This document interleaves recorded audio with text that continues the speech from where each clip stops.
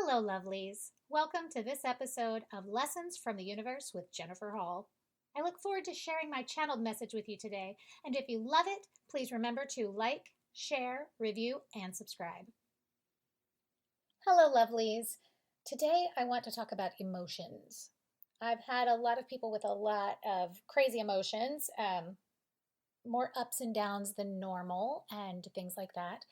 Also, emotions that seem to come out of nowhere and not necessarily have a real clear origin. Now, to go along with that, I have a word I want to talk to you about. The word is overwhelm. We have a tendency to say, I am overwhelmed, right? I am just overwhelmed. I have so much going on. I'm overwhelmed. Lovelies, overwhelmed takes away your power. To say you are overwhelmed says that you're not capable of handling things. It tells other people that you just need to be petted and told, oh, I'm so sorry, you're having a hard time. You're not overwhelmed. You're bombarded. Think about that. Bombarded. Too much is coming at you.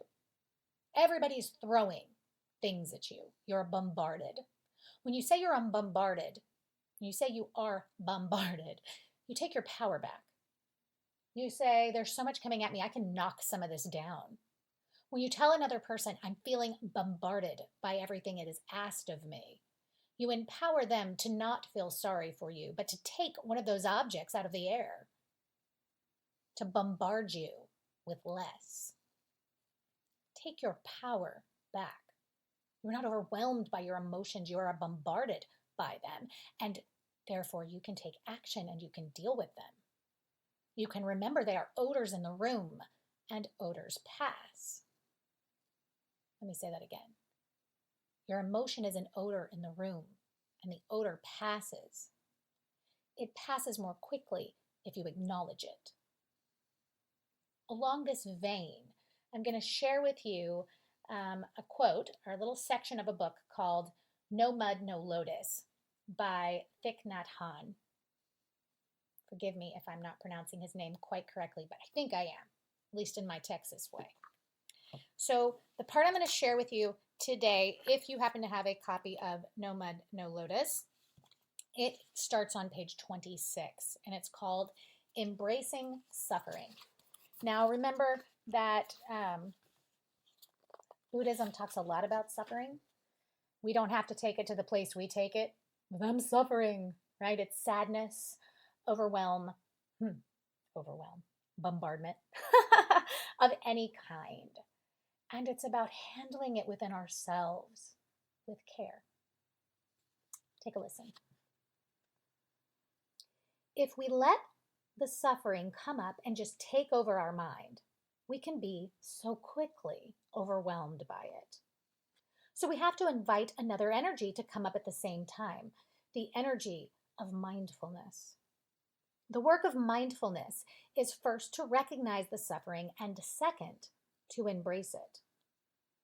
A mother taking care of a crying baby naturally will take the child into her arms without suppressing, judging it, or ignoring the crying. Mindfulness is like that mother, recognizing and embracing suffering without judgment. So the practice is not to fight or suppress the feeling, but rather to cradle it with a lot of tenderness. When a mother embraces her child, the energy of tenderness begins to penetrate into the body of the child. Even if the mother doesn't understand at first why the child is suffering, and she needs some time to figure out what the difficulty is, just her act of taking the child into her arms with tenderness can already bring relief. If we recognize and cradle the suffering while we breathe mindfully, there is relief already. Non-judgmentally recognizing and embracing this is not at all the same as giving into it.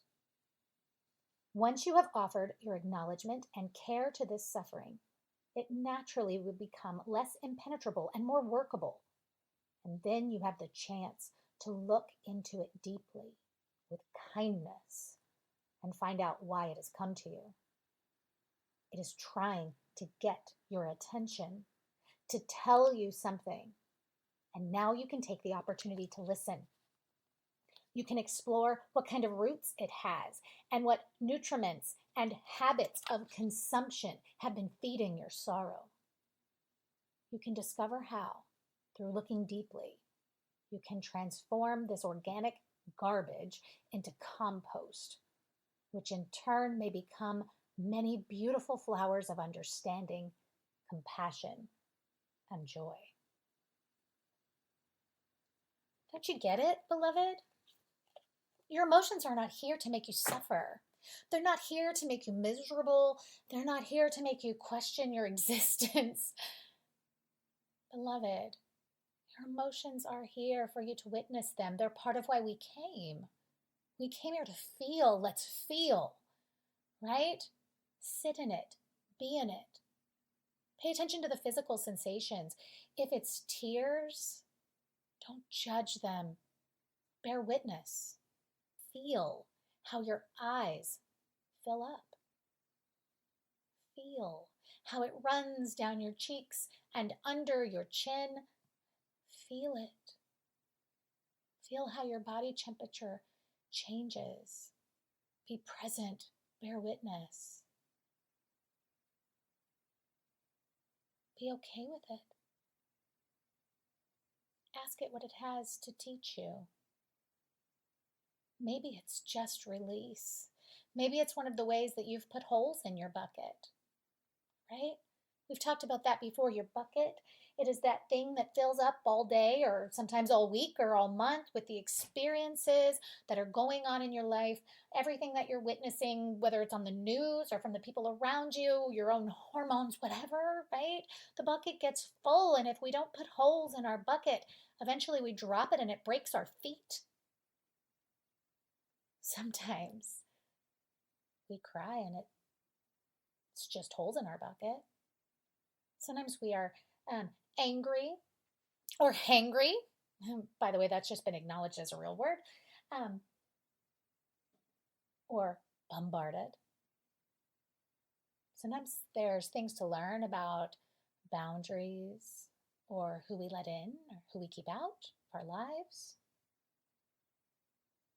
Sometimes it's a reaction to long-held secrets. I just attempted to have a conversation with someone this weekend. It turned into an explosion. She couldn't quite hear me. She just had to fight. And when it was over, my hands were shaking. I don't remember when, if ever, I've had an exchange with someone that left my hands shaking. I had to sit with the emotion of that. The reaction my body had to being bombarded by her words. I just had to bear witness to how strange it was. I even said that. I said, look at my hands, how strange. This is not normal. This is not like me. What does it mean? It means I should have put up the boundaries sooner. I have no question that I was right in that moment. And would I do it the same? Yes, I would. I could not have been calm and aware of the reality of the situation if I had fought the way I felt. And if I had, I would have fought in a way that maybe hadn't been okay. And yet I'm okay with it.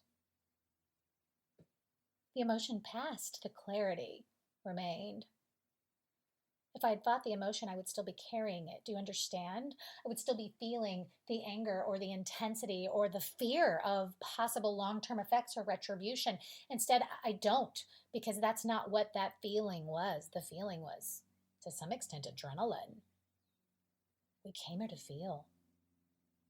Notice it, observe it, breathe, and find the lesson inside of it.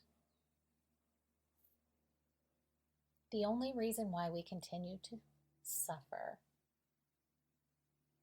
is because we didn't allow ourselves to. Our emotions can pass as quickly as an odor in the room. Some are like someone passing gas, and some are like someone who put fish in the microwave, but the smell does pass. It passes. And so does the feeling of overwhelm. Think about it, lovelies. Fear is not real. It is how we feel when we don't want to pay attention to how we feel. It is false evidence appearing real, false experiences feeling real, false expectations appearing real.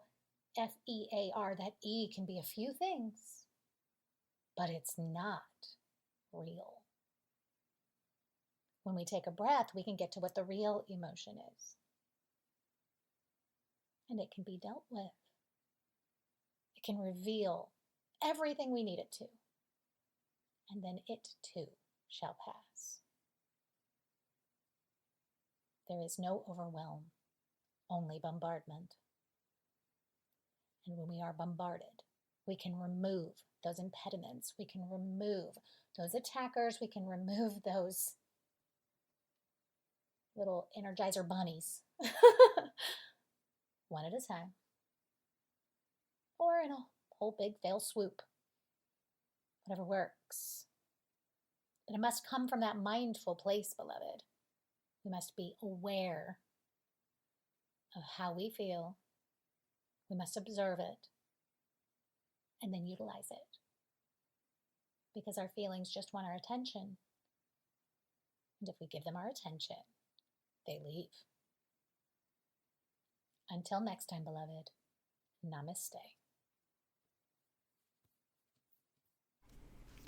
Hi beauties, my name is Megan, and I couldn't pass up an opportunity to share who Jennifer Hall really is with all of you. Jennifer is a gifted woman who loves to share the tips and tricks of mastering lessons from the universe through real life experiences. When I found Jennifer about 2 years ago, I did not know what to expect. My past conditioning had me fearing psychics and avoiding them, and that was something I overcame within my first conversation with Jennifer. She has no desire to control you or make decisions for you, but she will tell you what's best for your highest good, and it's up to you to do the work or not. It's very common for people to seek out a psychic to read the future, and sure, it's human nature to want to know what we don't know, to find the certainty in life. But what you actually get through Jennifer is so much deeper than knowing with certainty. It's really about how to grow through the uncertainty and embrace the power each of us hold deep within our own sovereignty and untapped gifts. Jennifer has helped me grow through many lessons in life. Relationship lessons with my husband of 15 years, my gifted and stubborn children, career lessons that involved overcoming complacency and dealing with difficult bosses, and of course, lessons for my spiritual growth and tapping into and embodying my own authenticity. Her podcast, Lessons from the Universe, is food for the soul. It is channeled wisdom, and it is personal wisdom that she picked up as she learned and grew into who she is today. Jennifer is well known and sought out. I have people from all over the world reaching out to me to provide a referral to her so that she can speak with them and they're able to meet her. This podcast makes it possible for people all over the world to receive her messages and receive the love that she pours into the collective. If you aren't a patron today, please consider becoming one and donating as much as $1 per month. If all of her beloved fans donated just $1, it would make an amazing impact on her offerings to the world. I meet with Jennifer monthly, and I'm also a patron because I believe so much in the lessons from the universe. And I have witnessed the beauty in learning and growing, the beauty in overcoming and smashing the many bubbles of conditioning that I succumbed to in my past. I have a new, more powerful story, and a big part of this story is embracing lessons from the universe. Your story will continue to change, and your donations will help many others change their stories across the globe, allowing the story of the collective to change for the best as well. If you love and live through the lessons from the universe as much as I do, like, share, and become a patron, and watch lessons from the universe take the rest of the world by surprise in the best ways possible. Sending light and love to all of you. Namaste. Thank you for joining me for this episode of Lessons from the Universe with Jennifer Hall.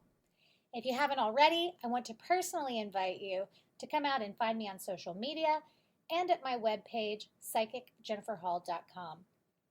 If you are inspired by the podcast and want more content, consider clicking that patron button on Podbean, or you can support the show at paypal.me/Universal Lessons LLC, or by visiting our swag shop at spreadshirt.com. You can find the direct link on my Facebook page and my webpage.